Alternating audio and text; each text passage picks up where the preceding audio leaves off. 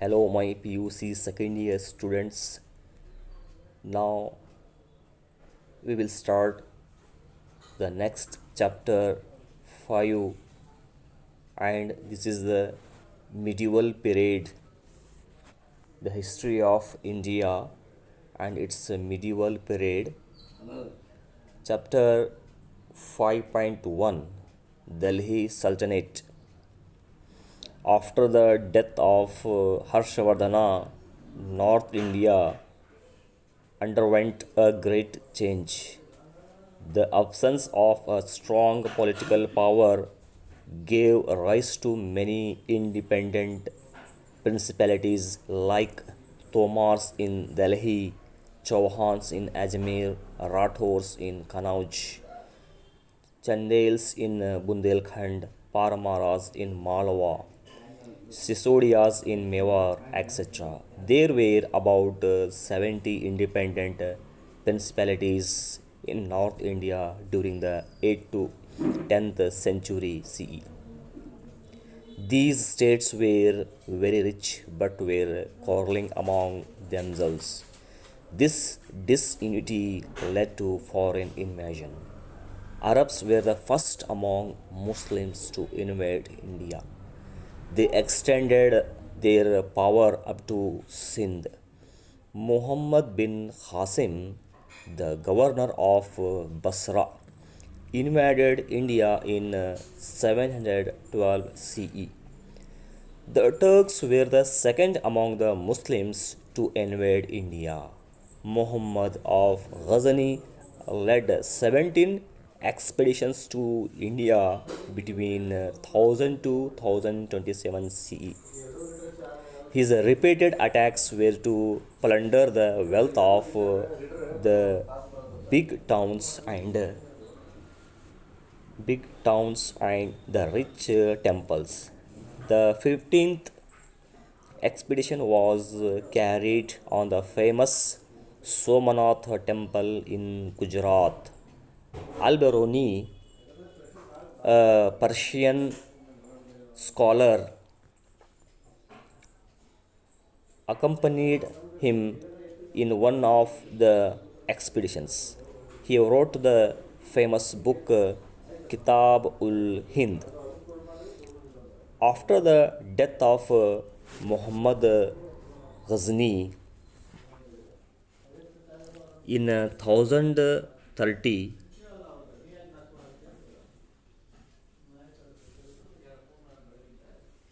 after the death of Muhammad Ghazni in 1030 CE, India was free from any invasions for about 1.5 centuries.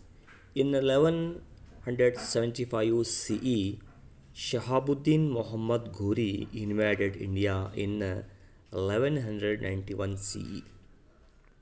Muhammad Ghori was defeated by Prithviraj Chauhan in the first battle of Tarain. In the second battle of Tarain in 1192 CE, Prithviraj Chauhan was defeated and captured. After this war, Ghori captured Ajmer and Delhi and established Muslim rule in India. The Turkish rule extended over the Ganga Yamuna Doab after the defeat of Jayachandra.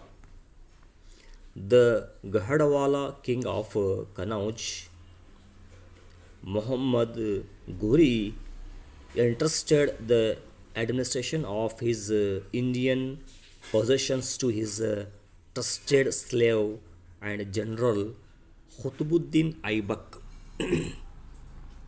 Muhammad Ghori died in 1206 CE. After this, Qutbuddin Aibak secured from the Caliph of Baghdad manumission and declared independence. Therefore, Qutbuddin Aibak is known as the founder of the Mamluk or slave dynasty. Mamluk means slave. Qutbuddin Aibak was famous for the construction of Qutub Minar at Delhi. Next, the Sultanate of Delhi was ruled by five dynasties. First one is the Slave dynasty, second, the Khilji dynasty, third, the Tughlaq dynasty, fourth, the Sayyid dynasty, next, fifth, last one, the Lodhi dynasty. First one, Khilji dynasty. Their period is 1292 1320 CE. The term Khilji in Turkish language means sword men. Jalaluddin Khilji was the founder of Khilji dynasty. He came to power in 1290 CE. He was murdered and succeeded by his ambitious nephew Alauddin Khilji in 1296 CE. Next, the greatest king of Khilji dynasty, Alauddin Khilji. His ruling period is 1296 to 1316 CE. Alauddin Khilji's early name was Ali Gurshap. He lost his father at a very young age. Jalaluddin brought him up with affection. Alauddin married the daughter of Jalaluddin. Jalaluddin appointed him as a governor of Khara province. In 1292 CE, Alauddin invaded Malwa and captured the town of Bilsa. He proceeded against Devagiri in the Deccan without taking the permission of the Sultan. Ramachandra Deva of Devagiri was defeated by him. Alauddin Khilji returned to Khara with a heavy amount of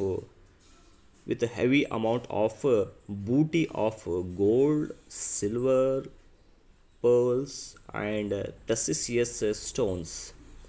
The aged Sultan came hurriedly to Khara to receive the victorious Alauddin. Alauddin killed his uncle Jalaluddin Khilji and proclaimed himself as the Sultan of Delhi. Next, achievements of Alauddin Khilji. First one is the conquest of North India. Conquest of Gujarat. First one, conquest of Gujarat in 1297 CE. Gujarat was ruled by Rajput king Karnadeva. In 1297 CE, Ulugh Khan and Nazrat Khan, the generals of Alauddin, attacked Gujarat and captured Anhilwada, Somanath, and Cambay and looted the wealth. King Karnadeva fled to Devagiri along with his daughter Devala Devi. The generals captured Kamala Devi, the queen of Karnadeva. Alauddin Khilji married her. During this expedition, an eunuch named Kafur Malik Kafur was purchased for 1000 dinars.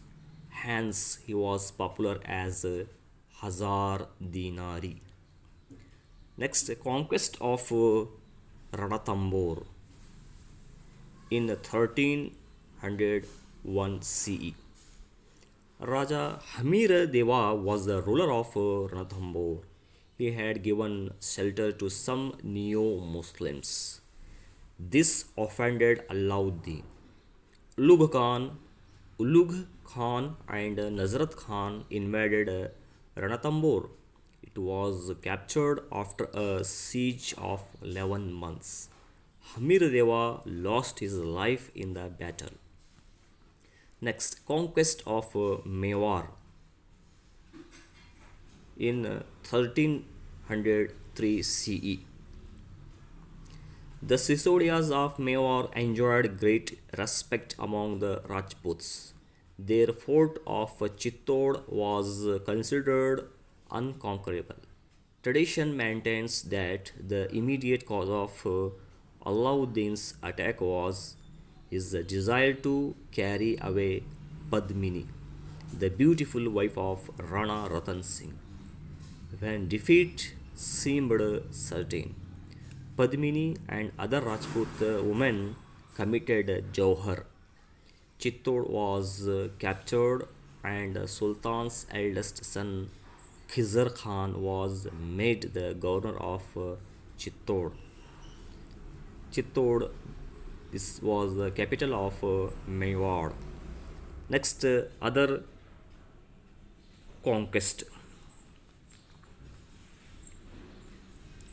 Malwa, Ujjain, Mandu, Dhar, Chanderi, and Jodhpur were conquered, and by 1305 CE, Alauddin completed his northern conquest. Next, the Mongol raids. Alauddin had to face more than six Mongol invasions between 1296 to 1308 CE. Frequent raids Frequent raids by the Mongols were a constant threat to the empire. Neo Muslims were also helping the Mongols. Alauddin took a series of measures like building roads and forts and at garrison at regular intervals, stationing sufficient trained soldiers, mercilessly massacring Neo Muslims, etc., to face the Mongol raids. Next, second section, South Indian Campaign. Alauddin Khilji was the first Muslim ruler to attempt the conquest of South India. He deputed his able general Malik Kafur for the South Indian campaign. The enormous wealth of South India and his ambition to conquer it were the causes for his campaign. In this South Indian campaign, first one expedition to Devagiri in 1307 CE. Ramachandra Deva, the king of Devagiri, had given shelter to Karnadeva and his daughter Devala Devi, and had also not paid the annual tribute for 3 years. Alauddin sent Malik Kafur against Devagiri with an army of 30,000 soldiers. He defeated Ramachandra Deva and captured Devala Devi. She was married to Khizar Khan, the eldest son of Alauddin Khilji. Ramachandra Deva agreed to pay an annual tribute. Second one, Warangal expedition, 1309 CE. Malik Kafur marched towards Warangal via Devagiri and besieged the fort. King besieged the fort. King Prataparudra Deva of Warangal was forced to surrender, and he sued for peace. Golden statue of King Prataparudra Deva, 100 elephants, 1,000 horses, and large quantities of gold and silver, jewels, and money were carried away to Delhi by Malik Kafur.